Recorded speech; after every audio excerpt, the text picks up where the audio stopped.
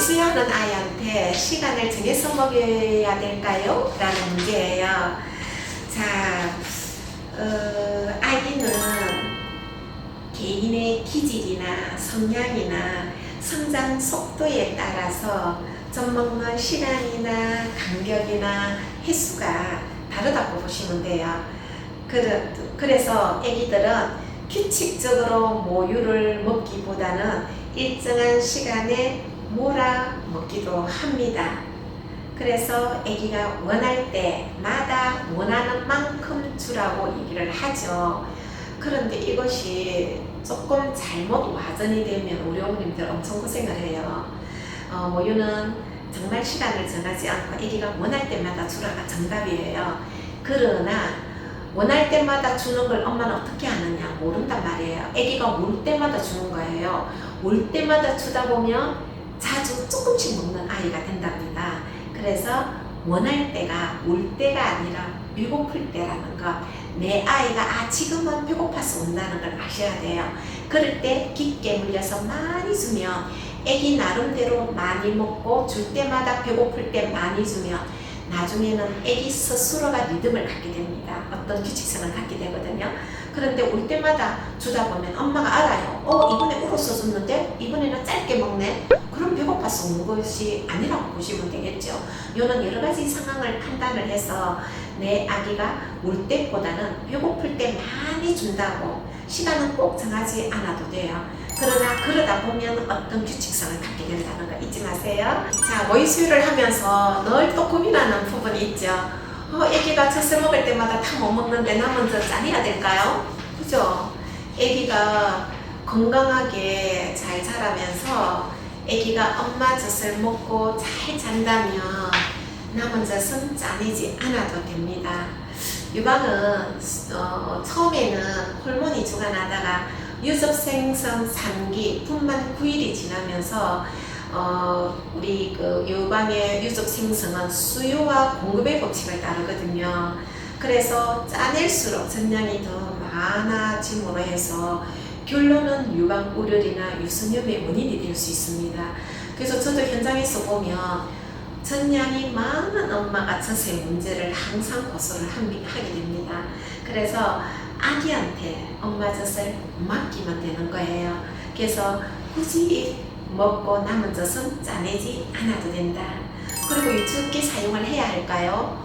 아기한테 엄마가 편안한 자세로 아기한테 깊게 물려서 수유를 잘 한다면 유축기 사용 필요가 없습니다. 유축기 사용 자체가 유방 조직에 손상을 줄 수도 있고 또 유축기를 한번 짜봄으로 해서 유축기 양과 아기가 먹는 직수의 양은 다르기도 하거든요. 유축기 양이 전량이 아니다라고 얘기를 하는데도 어느 날 엄마가 유축기를 짜보니 전량이 너무 적게 나오니까 우리 아기가 뇌무지 때문에 굶고 살았다고 우시는 엄마도 상담을 오시는 걸 제가 경험이 있거든요. 그래서 유축기는 사용하지 않는 것이 가장 좋고요. 피치 못하게 서야 될 때가 있어요. 언제? 아기가 입원을 해서 직수가 힘들 때, 그럴 때는 당연히 유축기를 써야 되겠죠. 그때도 최소한 짧게 쓰고 높은 압력보다는 낮은 압력에서 조금 더 오래 짜고 이런 방법이 있답니다. 그런 걸 물어서 과학적으로 꼭 필요한 경우만 짠다. 그리고 가장 좋은 유축기도 아기 입이라는 사실만 잊지 않았으면 좋겠어요.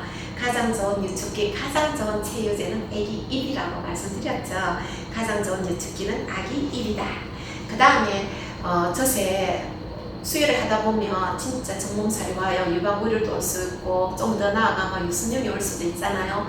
유선염 오면 온몸이 몸살이 나듯이 춥고 떨리고 열나고 힘들잖아요. 그럴 때도 치료 방법이 병원에 와서 항생제 쓰고 진통소염제를 쓰는 것이 아니라 그때도 아기 입이라는 사실을 잊지 마시고 유선염이나 유방우려이나 있을 때는 아기한테 깊게 물려서 수유를 잘하면 해결이 됩니다.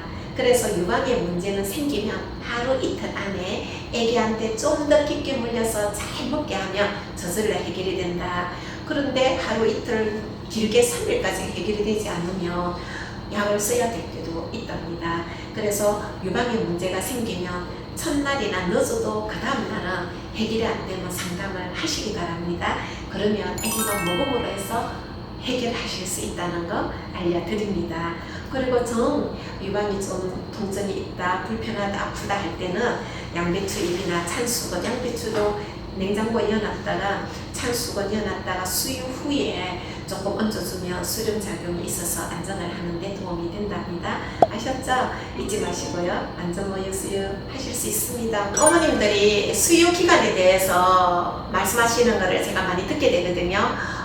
저는 6개월만 전 먹이고 안 먹일 거예요. 6개월이 지나면 영향이 없다고 그래요.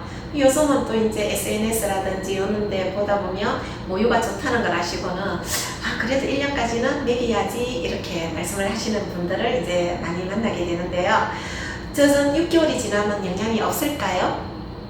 자, 국제모유수유협회나 WHO 세계보건기구나 또 우리 유니세프나 또 우리나라 모유수유 산부인과 의사회에서도 젖은 최소 1년 이상 가능하면 2년 이상 먹이라고 합니다.